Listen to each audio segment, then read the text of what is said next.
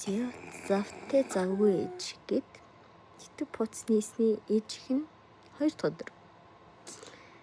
Тэгэд бодсорон байгаал нэрээ 4 дахь хүүхдийн гаргаж ижил итвчин боллоо. Яг хүн болгоны дуурайгаад бас нээ гэж бодоагүй. Тэгээд намайг байсан ч байхгүй ч яг миний одоогийн байгаа байдал дурсамж болоод хадгалагдаад үлдээд явна. Тэгээд магадгүй 5 жилийн 10 жилийн дараа өөрөө үзээд ийм бодолтой хүн байсан юм энэ хүн чинь.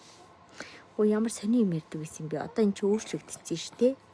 Төхөр даваасар минь ээ гэд бас өөрөө тэрнээсээ мотивацлэгдэх байх гэж бодоод энэ хүү хуцаа нээж байгаа. Тийм амар лаглаг. Аппаратимтэй писавч шиг юм ярих чадахгүй хөө. Нэг ярих хэр бас юм болдохгүй байна. Тэгээд бодоод ингээд нээвэл ийм юм хийндээ, тийм юм хийндээ гэж бодсон юмнууд бол зөндөө байгаа. Тэгээд энгийн нэг ээжийн хүүхдээ хардаг ээжийн өдөр тутамдаа юу хийдэг юм бэ? Энэ хүн ямар үзэл бодолтой хүн бэ? Энд чинь бас ийм өнцгтэй хүн байсан байх шүү. Болж штт зөв мэрж шүү.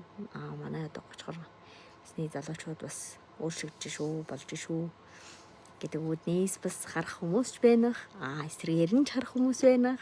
Тэгээд хамтдаа үзэл бодлон солилцоод нэгэн хуудсыг түүхийг бүтээцгээе.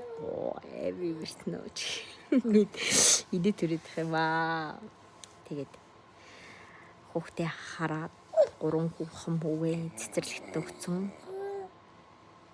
Баг хүүхдтэй юм байгаа. Тэгээд ярих хэрэгцээгээ бас нэг талаараа хангаж өөрийнхөө дотоод байгаа бодол юу бодож явж байгаагаа бас энэ хүү YouTube сувгаараа дамжуулаад бусад хүмүүс ч гэсэн тэрэн дээр бас комментлоод тэр хүмүүсээ ч гэсэн би бас суралцаад мотивацлагдаад нэрэн л тийм дээ гэсэн үзэл бодлыг бас авах байхаа гэж бодож байна.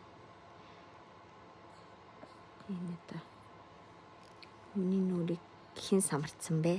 Та самардсан уу?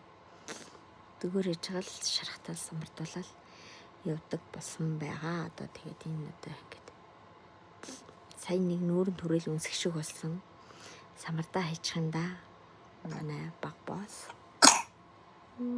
ижүүхэн ханилгаад байгаа тийм. Тэ нахвти. Зүгээр штэ болно штэ гэл.